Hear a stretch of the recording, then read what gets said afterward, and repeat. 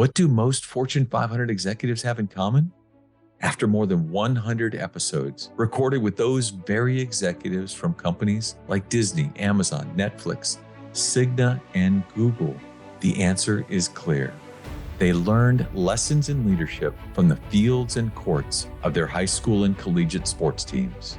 Some of our guests' athletic experience earned them a place in their sports Hall of Fame, like Chick-fil-A Chairman Dan Cathy. Some hung up their cleats after high school, like Delta Airlines CEO Ed Bastian, while others, like Condoleezza Rice, claimed they were terrible in their sport. But no matter their skill level, they have all told me that being a part of a team taught them lessons they still use as leaders today. In partnership with Maxwell Leadership, I'm your host, Don Yeager, here to give you an all-access pass to genuine, authentic, fireside chat-like conversations with today's business icons so that you can create powerful, positive change in your own organization. This is Corporate Competitor Podcast. With me for today's episode is Todd Ricketts, a prominent businessman and investor who serves on the board of directors at TD Ameritrade, a company founded by his father. Additionally, the Ricketts family are majority owners of the Chicago Cubs, a Major League Baseball team that holds a special place in the hearts of fans worldwide, including mine. Under the guidance of the Ricketts family, the Cubs reached extraordinary heights, culminating in their historic World Series victory in 2016, breaking a remarkable 108-year championship drought. Todd's dedication for public service was recognized with the prestigious Medal of Freedom, underscoring his commitment to making a positive impact on society. Today, Todd displays his entrepreneurial spirit as the owner of several small businesses, and I'm excited to ask him how playing sports shaped his leadership style. Remember to visit corporatecompetitorpodcast.com/153 and download the notes and reflection questions we put together for you. That's all perspective, yeah. Never expect anything that you didn't actually earn. Whatever you get, you're going to have to work for it. If you're not failing at something, you're probably not trying enough new stuff. Try new things and push the envelope and not concern yourself whether that particular project works or doesn't work, and it's okay to fail. Todd, thanks for joining us. So happy to be here. Thanks for having me on your show. I've been so excited about getting the opportunity to actually be on with you. Big Cubs guy who knows the history, knows the constant disappointment for many years. 2016, the Cubs finally won the World Series. Cubs fans everywhere, go nuts. Where were you that night? Well, this to say, I got a little goosebumpy just hearing you talk about it. Our whole family, there's 20 some of us. We were all there at the game, sitting in the stands. I think I was in row 13 above the Cubs dugout. And it was a good spot. Bottom of the 8th inning, we were up 6-3, and we had 2 outs. And my brother Tom, he had his arms crossed and his hand on his chin, and he was just stiff as a board. I hit him in the arm, and I'm like, hey, Tom, 2 outs, bottom of the 8th. I think we got this. Like, I think you can start to relax. Literally like a minute later, the score was tied. Yeah. My son was 8 years old at the time, and my sister called from down in the front row and says, hey, Felix is down here and he's crying. So I went down and I sat next to him and I'm like, Felix, I need you to listen to me really closely. What I'm about to say is super important. The game is tied. We are not losing. We are still going to win this game because we are the better team, and we are going to win this World Series. But more importantly, what I need you to do right now is I need you to stop crying and start cheering because you're right above the dugout and the team can see you. Ooh. So I need you to be a fan right now to lift those guys up. So he got up and he fought back his tears, and it was really sweet. That's a great moment. But suddenly you go into a rain delay. Yeah. 10th inning's about ready to start when the heavens open up. They roll out the tarp, and you have no idea how long the delay is going to be. After 108 years of disappointment, getting up to that moment, letting the game get tied in Game 7. With the best reliever in the game on the mound and giving up those runs. All that, the rain delay, it was a little sense of relief. It was like a gift from God because all we needed at that moment was a chance to catch our breaths, exhale, restart. Okay, now we have this. I needed that. I think our team needed that. That we're good. I got chills with you saying that. It's such a cool memory. It's electric. I love it. Very few American sports franchises are as storied as the Cubs. What's it like to oversee a brand where people are so passionate, so loyal, and crazed at times that the fans kind of feel like they own the team, if you will? Of course, when we bought the team, we knew we were getting a diamond in the rough. WGN had owned the team for 30 years or so. They had really seen it as content. Their focus had never been on putting a winning team on the field. They came at it like a business and they were thinking about more like a television station. It's not a knock on them, but the team just hadn't won. So we kind of came in with this idea of just rip it down to the studs. We're going to take everything apart. We're going to rethink ticket sales. We're going to rethink corporate sponsorship. We're going to rethink baseball. As those departments formed, we brought in a lot of really competent, smart, hardworking people who want to own the results. We were determined to get a World Series as quickly as possible. From a business point of view and the public facing side of it, we were the new exciting part, the new owners. And so there was a lot of media about us. We knew that over time, as we hired a new GM, that person would become the story. Right. And then that he was going to hire a manager, and then that person was going to become the story. If you look, we were in the media a lot until we hired Theo Epstein. And then Theo Epstein was in the media a lot until he hired Joe Madden. Right. And then Joe Madden was in the media a lot. He kind of liked the media, so he stayed in a little bit. But eventually, we would have a product on the field that was so engaging that the manager, the GM, and the owners didn't matter anymore. And people really only cared about the kids on the field. Players like Javi Baez, Chris Bryant, and Anthony Rizzo, and a whole slew of guys. Like you got to put David Ross in there. Yeah, David Ross. He was less in the media and more critical in the dugout during that era. That's so true. If you go back, Rizzo and Bryant, they were kids. They were just kids. Rizzo was a little bit more like the roller coastery kind of person. Like he's like ups and downs. And I don't think we win that World Series without Ross, because he was just this calm, cool, and collected guy in the dugout in those playoff games, saying like, let's keep it together. We just have to keep it together. Keep it together. I love it when they had him mic'd up and he was standing next to Rizzo, like going, my heart's about ready to explode. And he's like, wait till we get to the ninth inning, kid.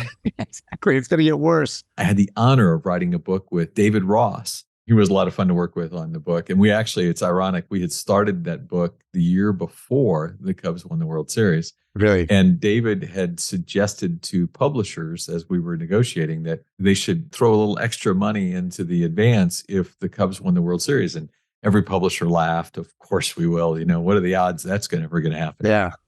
That's really funny, because as a team, we knew 16 was our year. That's the funny part. It certainly worked out. So I know that sometimes you take your front row seats at Wrigley and you'll switch spots. You'll give your seats to some fan that's actually sitting up in the nosebleed seats. I can only imagine what that does for the way fans feel about their relationship with not just the team, but you guys as owners. Yeah. You also were on an episode of Undercover Boss. You actually donned the outfit, you cleaned bathrooms, you sold hot dogs. Yeah. What's the most important thing you learned by trading spots like that? It was really, I would do that when I was with my kids. I'd say, let's go find like a dad or a mom with 3 kids and trade. It was more about letting my kids understand what it is to be an ambassador for the team and be fan-centric. These are the people that pay the bills, that get things done around here. And so we have to treat them with the kind of respect that we want to be treated with. Wouldn't it be fun to just give someone our seats and we'll go sit in the upper deck, which I got to say, there is not a bad seat in Wrigley, so it's not that big of a deal. And Undercover Boss was a brand new show, was very popular. We thought it'd be a fun way to show ourselves to the world, give our fans like a little bit of a glimpse of the inner workings of Wrigley Field. I had a ton of fun meeting a lot of the people then. A couple of those people are still at Wrigley. That's awesome. What I found out is that there was so many people at Wrigley Field that were so dedicated and had so much experience and that knew so much more than I did about the field, about the team, even about concessions or about ticket sales. Everybody had such great thoughts about like what we could do to improve things within the ballpark. It was really enlightening. Just the love of the team that really came through. Everybody there feels like they're part of it. if you have a business, if you can make people feel like they're part of something bigger, that's how you get a better result out of the work, or get people to work a little bit harder or give a little bit more. Right. Painting that picture of having that mission of where you fit into this larger world. Everybody's always looking for a community and wanting to know how they fit into it. That's so important. Yeah, no question. You're originally from Nebraska City. Yeah. Known for its Applejack Festival. Of course, it's the home of Arbor Day. The home of Arbor Day. And we found some fun yearbook photos of you. You played football, soccer, baseball, and basketball growing up. But I heard you say in an interview, we were definitely the poor family in the neighborhood. Yeah, we were definitely not like the wealthy family in our neighborhood. Although I feel like we grew up in an era of the United States where people weren't as wealthy as they are today. Talking about growing up in Nebraska City, my dad has a line, well, nobody had any money, but nobody was poor. Wow. So much of it is perspective. Yeah, it's all perspective. Yeah. When we were kids, my dad poured everything back into Ameritrade.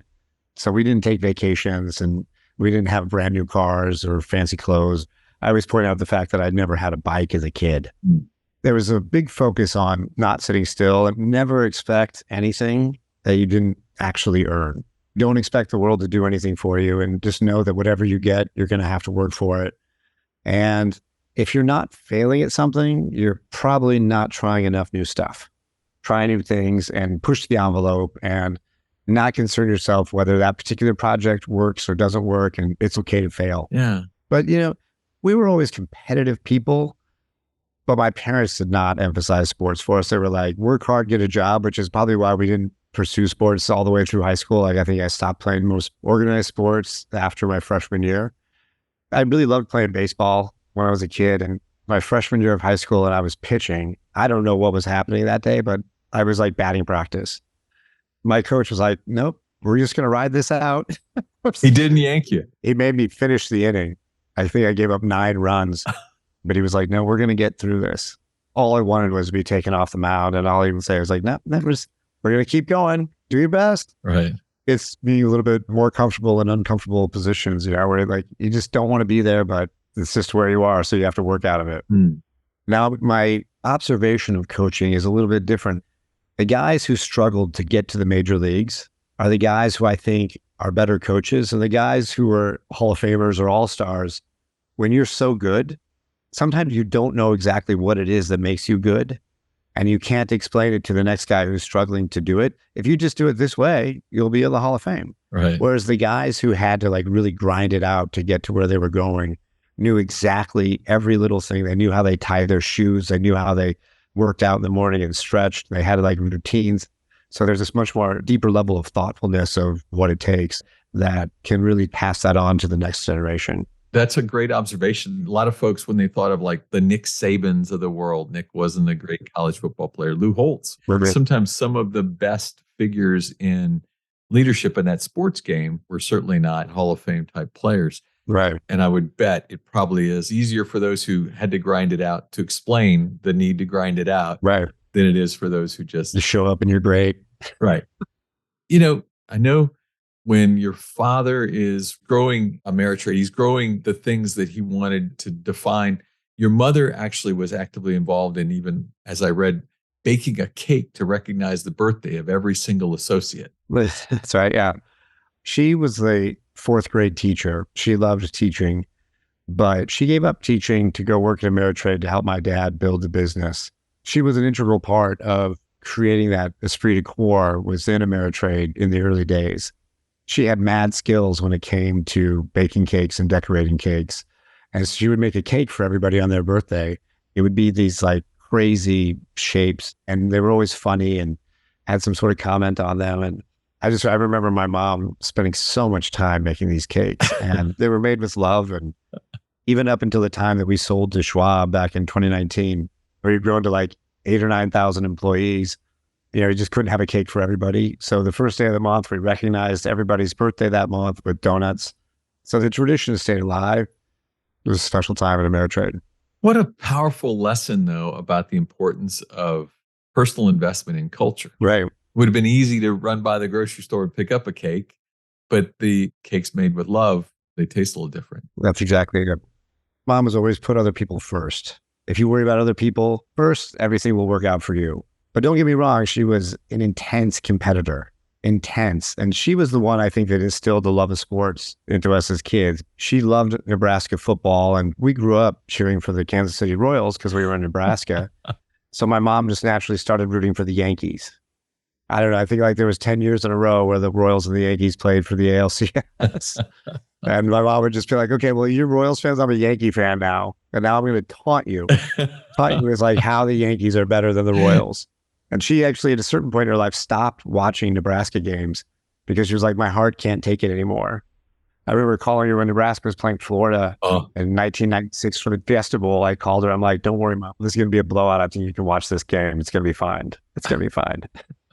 You know, your resume is fascinating. You worked in the securities industry and served as CEO for an advocacy group that looked for solutions to the nation's fiscal crisis. Yeah, any spending is still there. We're still working with members of Congress and a president who will listen to us every now and again, trying to find ways to reduce waste in government, reduce taxes, and keep the money away from government. Yeah, we kind of have this view that the only way to keep government responsible is to kind of starve it because they'll have less of it to deal with.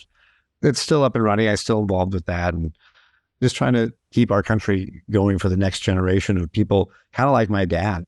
Yeah, my dad was this bigger than life person because he wanted something different for himself. And it was only in this country that would allow somebody like him to have that sort of success. The most important thing we have in our country right now is having this system that allows people like that to get ahead.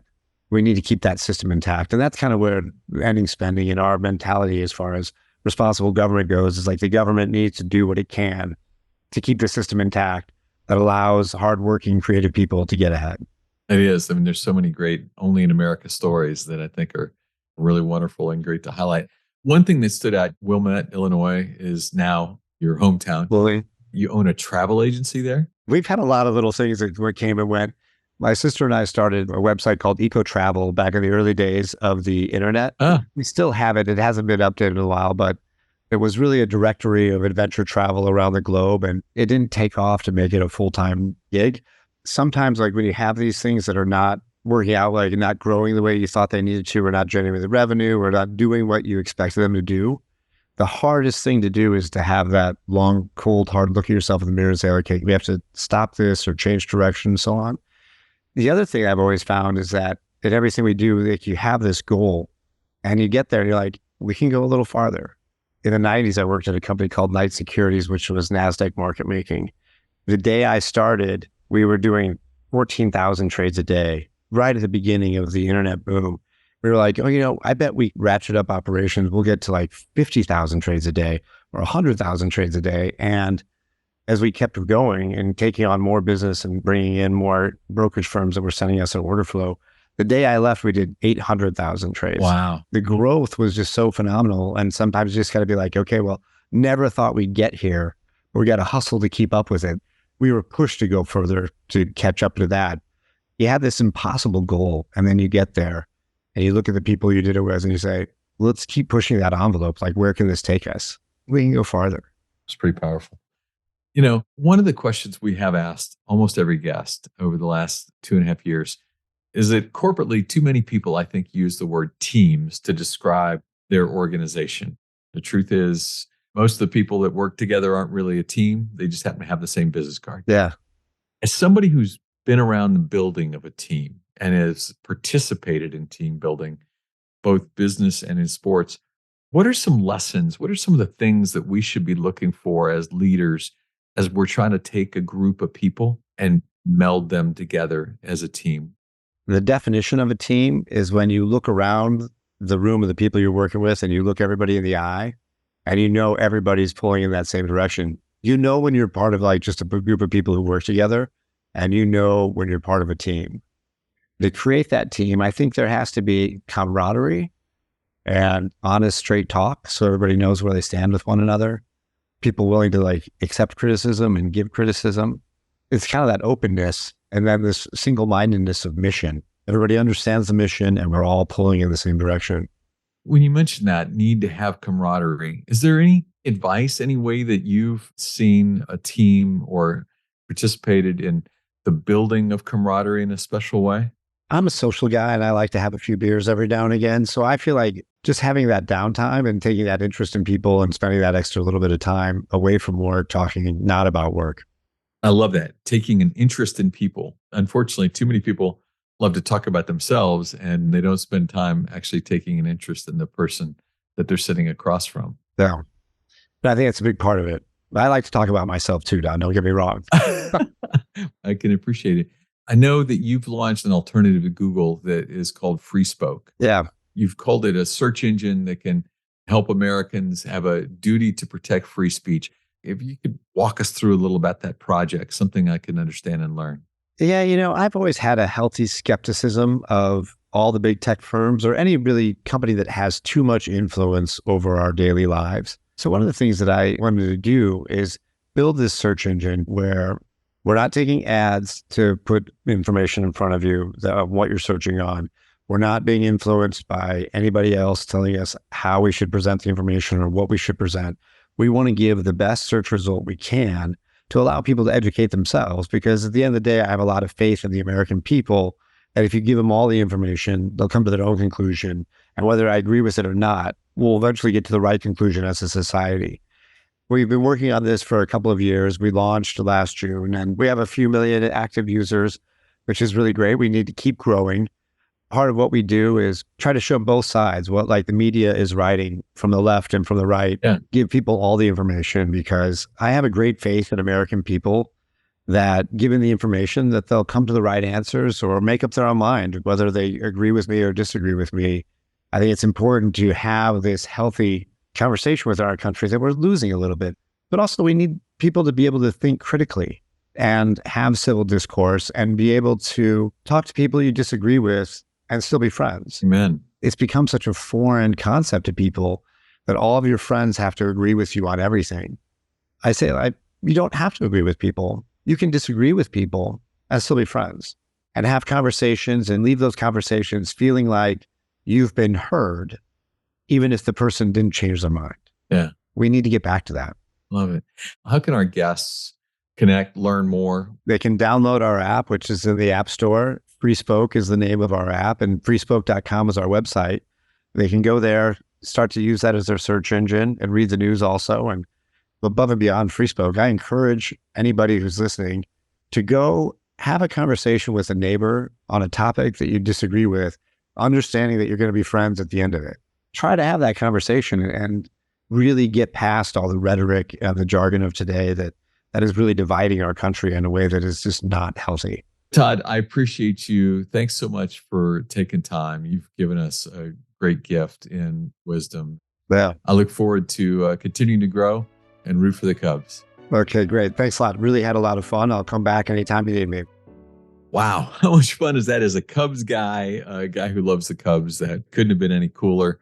First, let me shout out my college classmate, Kyle Babcock, who introduced me to Todd and helped make this interview come to be. So grateful. My first great takeaway, I loved the way he told the story of his father and how he was able to pour everything that he had into Ameritrade early because he so believed in what he was building.